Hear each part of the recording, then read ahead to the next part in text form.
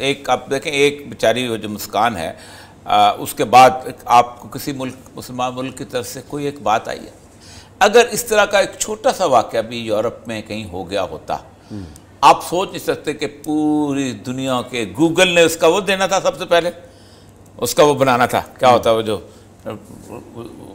Celebrations का, जैसे सतार ईदी का देते हैं हर दफा करते हैं, ठीक इसी तरह और बहुत सारे लोगों ने उसकी वो चीज़ें पूरी दुनिया के अंदर एक सिंबल बन जाना था, ये चेंज हो गए, आइकॉन्स चेंज हो गए, फलां फलां फलां। देखिए मुसलमान मुल्कों ने भी नहीं किया, किसी एक बड़े बड़े आदमी ने भी मुसलमान उम्मत में उसका आइकॉन के तौर पे उसको सिंबलाइज नहीं किया। खैर इसकी तो बेइज्जती तो अपनी जगह, ऐसे तो नहीं हमारी शामत अमाल इस दुनिया के अंदर। असल मसला यह है उस्मान साहब कि जो लोग ये समझते हैं कि पाकिस्तान का मुतालबा अचानक गैर फितरी सा हो गया था और ये पाकिस्तान और हिंदू और मुसलमान दोनों इकट्ठे रह रहे थे और सारे के सारे जहाँ अगर इकट्ठे होते तो बहुत बड़ी अक्सरियत होती, तो हमें को क्या किसी का माई कलाल हमारा बाल भी भागा नहीं कर सकता था। और ये बड़ी बड़ी बातें की जाती हैं। अबुल कलाम आज़ाद की कहानियाँ यहाँ इस पाकिस्तान के टेलीविजन पर बड़े बड़े अजीम एंकर्स ने सुनाई। बिल्कुल। और जिस वक्त वहाँ पर जुल्म सियासत शुरू हुआ तो चुप होकर बैठ गए। पाकिस्तान में इसी लाहौर शहर के अंदर नहर के किनारे शाह जमाल के अंदर एक बहुत बड़ा अदारा कायम था जहाँ पर हिंदुस्तान के हवाले से ये बात आम की जाती थी। बड़े बड़े सियासी लीडर भी जहाँ कहते थे कि ये तकसीम वक्सीम नाम की कोई चीज़ नहीं, ये अचानक हो गई थी और हमसे गलती हो गई कुछ। बड़े बहुत से लोगों ने कहा ये जो अजान की सूरत हाल है जिसमें हम आज चीख रहे हैं कि वहाँ अजान, 1925 में नागपुर के अंदर इफ्तिताह हुआ राष्ट्रीय सेवक संघ का। गोलवाकर सिलेक्ट हुआ और सावरकर जो था वो उसकी मेन रूह थी। उन लोगों ने सबसे पहले कहा कि हम अपना एक आर्म्ड जत्था बनाएंगे जिसकी हम ट्रेनिंग करेंगे। नागपुर बुनियादी तौर पर सेंट्रलाइज किस्म की जगह बनती है पूरे इंडिया के अंदर। साउथ जहाँ ख़त्म होता है और नॉर्थ जहाँ शुरू होता है उसके सेंटर में नागपुर का इलाका बनता है, विंध्या रेंज के ऊपर।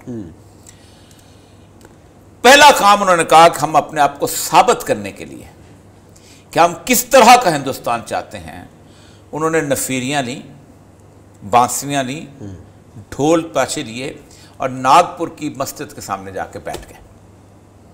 और जिस वक्त अजान शुरू हुई उन्होंने उसको बजाना शुरू कर दिया जैसे यहाँ पर हुआ है इस मस्जिद के। और उसके ऊपर हिंदू मुस्लिम फसादात शुरू हुए। अंग्रेज़ का दौर था, अंग्रेज़ ने पाबंदी लगाई हुई थी कि नहीं होगा और उसके वक़्त ये ख़ास तौर पे ये शुरू हो गया। आप अंदाज़ा करें लखनऊ के अंदर ताज़िए के वक्त, रबीउल अव्वल के जुलूसों के वक्त किसी को इजाज़त नहीं थी कि ये कोई वहाँ पर इस तरह की हरकत करे, बांसुरी बजाए या फीरियाँ बजाए जाए, क्योंकि एहतराम की सूरत हाल कायम रखी गई थी। उसके बावजूद भी फसादात हो रहे थे। अगर कोई शख्स ये समझता है कि हम बहुत चैन से रह रहे थे तो उसकी बहुत बड़ी गलतफहमी है। पूरे हिंदुस्तान की शाहराहों के ऊपर और उसके रेलवे स्टेशन के ऊपर दो तरह का पानी मिलता था, हिंदू पानी और मुस्लिम पानी। जो लोग गांधी को बहुत बड़ा हीरो बनाते हैं, मैंने कल भी आपसे कहा था खुशवंत सिंह ने जो किताब लिखी थी एंड ऑफ इंडिया, उस वक्त बीजेपी पैदा ही नहीं हुई थी और उसने कहा था ये कांग्रेस क्या कर रही है, ये सेकुलर कांग्रेस क्या कर रही है। तो उसका मतलब ये था कि एक चेहरा ही हिंदू का ऐसा है कि जो इस तासुब के साथ पैदा हुआ है कि इस भारत से सिवाय हिंदू के किसी और को हम नहीं रहने देंगे। ये बेसिक फाशिस्ट थ्योरी है जो मज़हब के अंदर है। दुनिया का वाहिद मज़हब है कि जो इंसानों को 4 हिस्सों में तकसीम करता है। सही, ठीक। अब आज जो हुआ है ये कोई नई चीज़ नहीं है।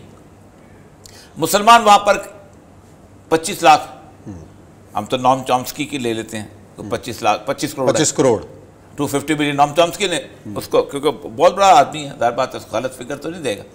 25 करोड़ है, 3 करोड़ थे जिस वक्त पाकिस्तान बना था और 3 करोड़ रह गए, 2.5 करोड़ के करीब, तो 3 करोड़ यहाँ थे, 2-2.25 करोड़ वहाँ रह गए। वो 25 करोड़ होके उन्होंने क्या कर लिया, हम मिल जाते तो हम ज़्यादा 26 से 29% बनते, लेकिन क्या हम बाकी 70% हिंदुओं का मुकाबला कर सकते थे।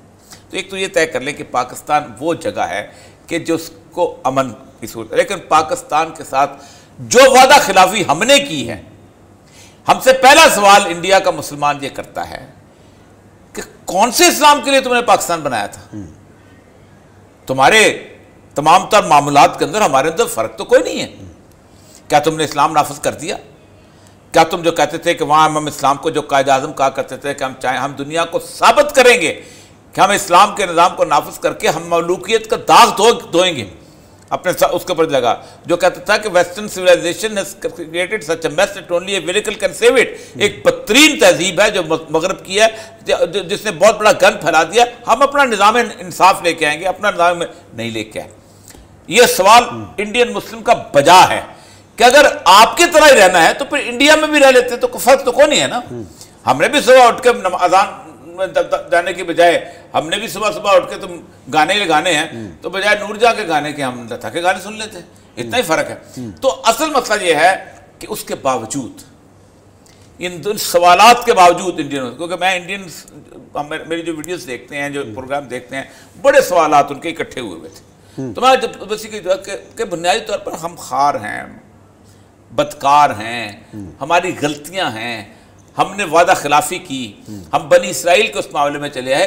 लेकिन एक बात तय है कि हम अमन में जरूर हैं। सही बात।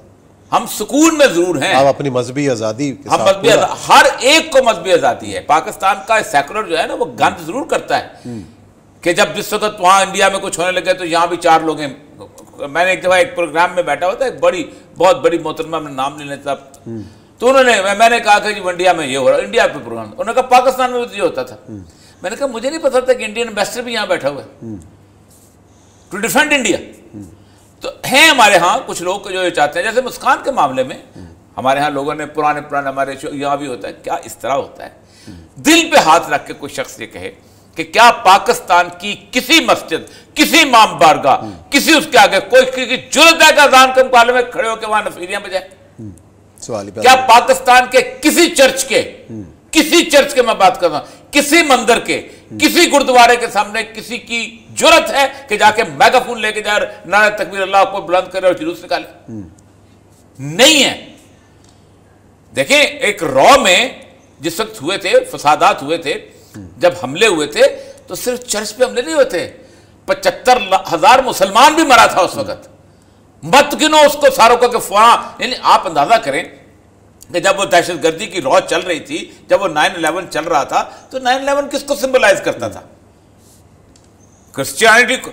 जब एक लफ्ज क्रूसेड इस्तेमाल करता था तो सारी बात है, नफरत का एक रिएक्शन तो बनेगा। लेकिन अकेला चर्च को, कौन सी मस्जिदें कम से कम 99% जो है उन पे बम धमाका हुआ होगा और चर्च जो है 1% पे हुआ होगा।